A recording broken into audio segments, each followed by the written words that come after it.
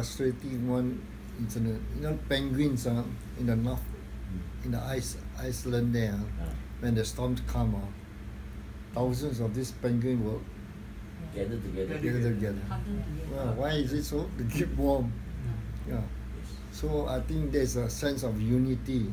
So in these last days, as we see the storms hitting, earthquakes, floods, immorality, the coming of Christ is drawing near. The church, whether it's what denomination you come from, Methodist, Anglican, Assembly of God, or even market ministry, all this, we must learn to work together. It's only when we work together, then we will survive. So this is my challenge to all of us, that include myself. We need to huddle together, come together, and keep warm, keep ourselves together for the Lord Jesus. Okay, let's close. Father, we thank you for this time that we can sit at your feet to learn from you. May your Holy Spirit put this burden in our heart to always remember, as we pray together, there will be a sense of unity as we come together in one place with one heart, calling upon your name.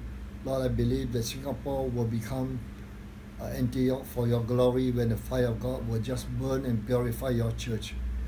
Keep us holy and keep us pure before you as we see the events of your coming drawing near. Help us, I pray. In Jesus' name. Amen.